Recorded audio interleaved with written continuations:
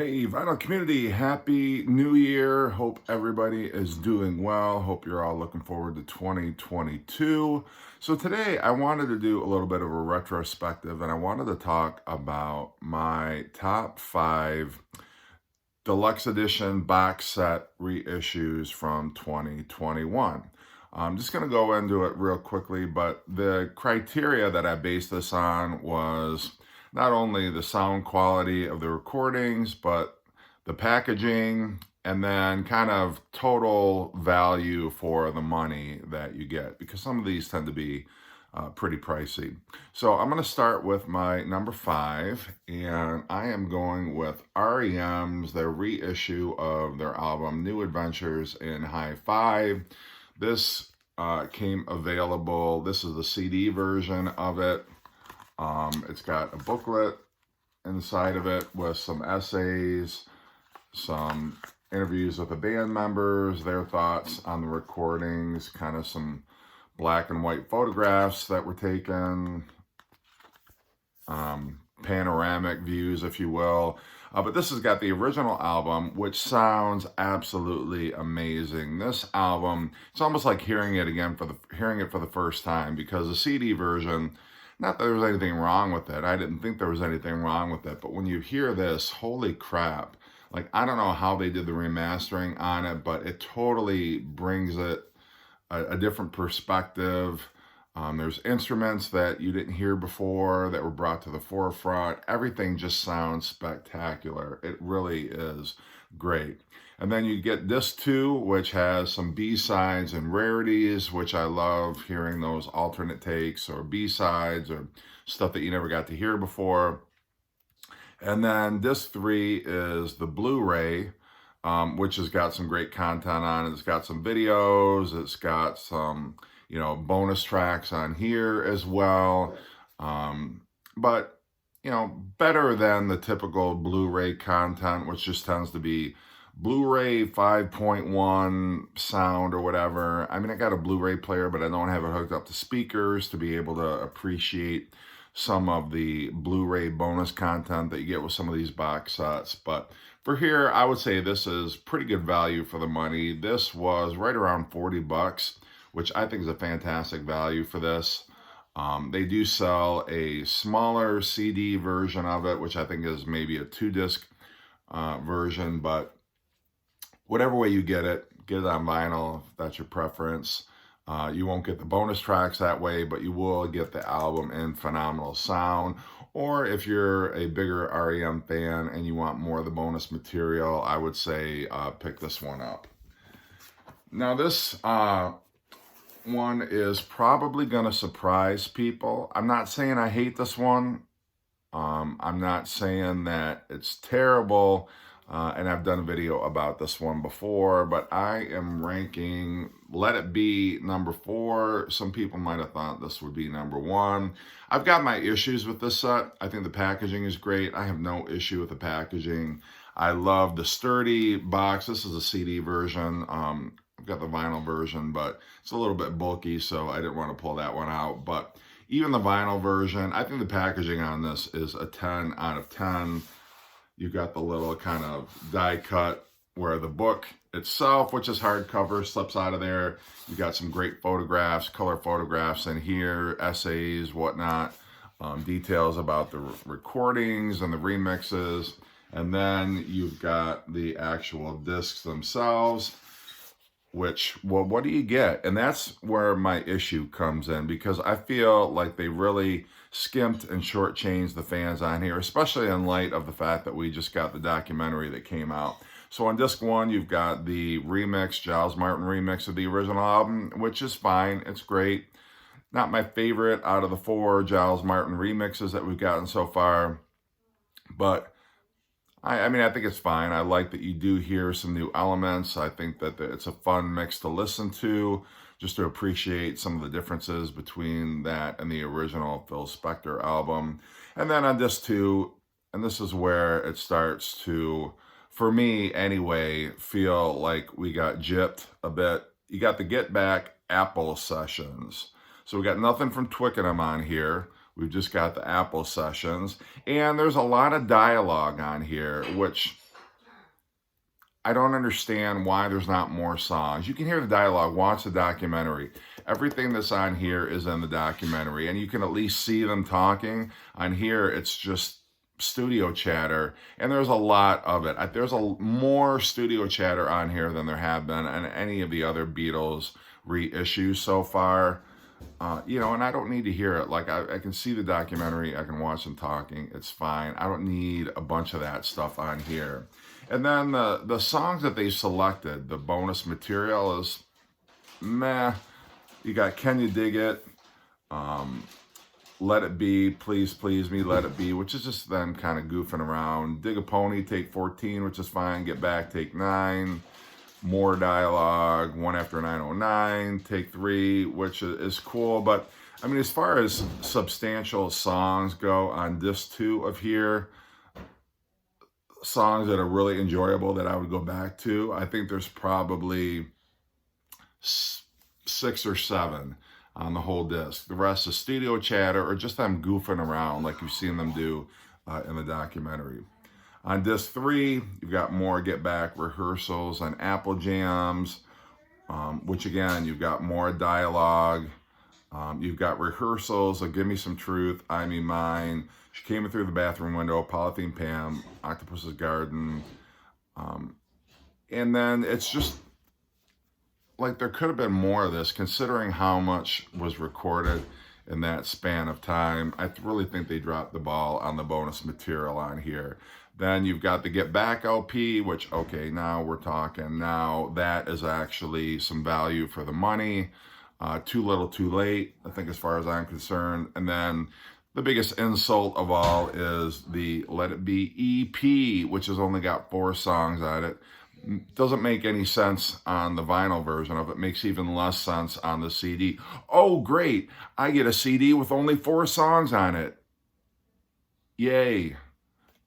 And then, of course, the obligatory Blu-ray, which I'm sure sounds fantastic. I don't know because I don't have a Blu-ray player hooked up to a stereo system, again, to appreciate it. So that's just that's packing peanuts. It's not even really any kind of value for me for the money, but I don't want to complain about it too much. I mean, I'm happy we got something better than nothing, but I just feel like it was a whiff. It was a missed opportunity, and that's why I'm ranking it number 4.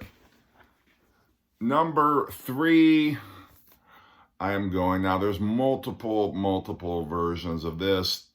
A version to suit every budget, if you will. This one is the CD version, and it has, it's like the 5-disc CD version. So you've got all the outtakes, all the demos, you got the full remixed album. So let's talk about the remix. I mean, it's okay. It's not going to be my preferred version. You know, for instance, the Sgt. Pepper Giles Martin remix is now my preferred version of Sgt. Pepper to listen to. Not going to be the case here. I appreciate it that it's got some subtle differences.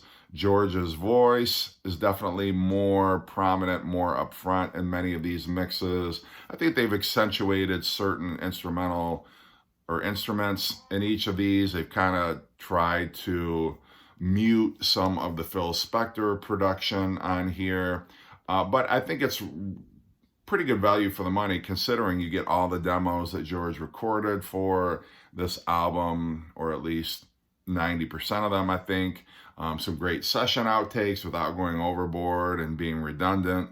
Of course, you've got the Blu-ray audio only disc on here, which doesn't really mean anything for me. So actually it's like 6 discs, I guess, all told.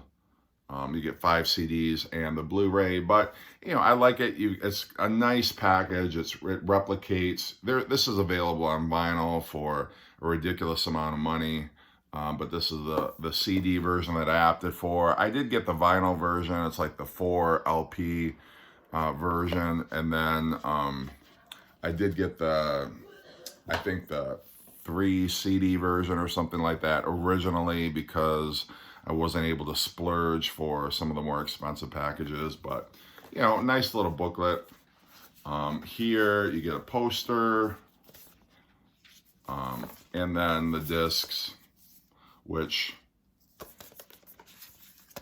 you pretty faithfully replicate what was part of the original set. So packaging wise, yeah, I like it. I think it's good value for the money.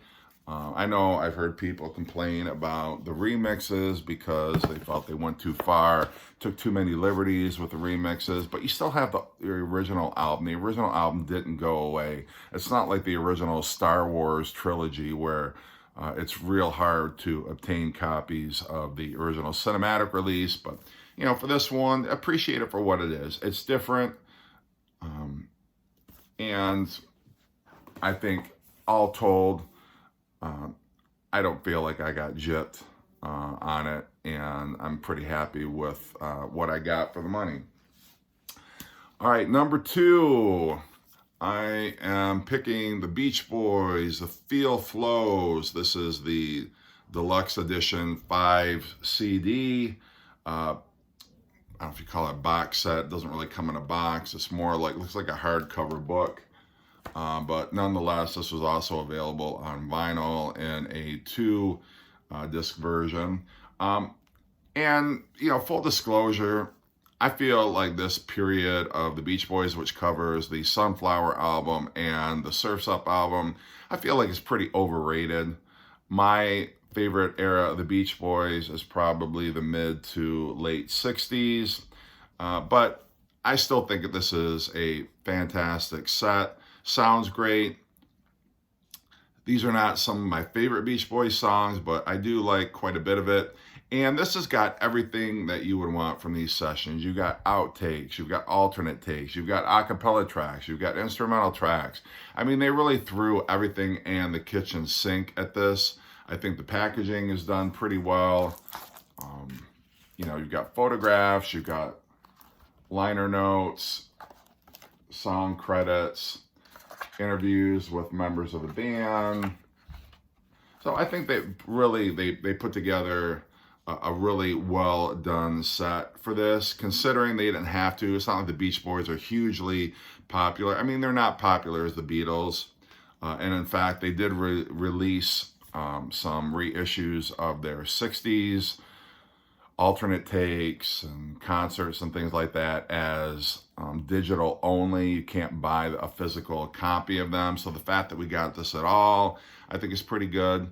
And yeah, I like it. There's some stupid songs on here. I mean, to be sure, the Beach Boys, some of their alternate tracks and stuff that was left on the shelf, it's a mixed bag. I mean, I like the fact that you've got it here. You can listen to it. You can judge for yourself.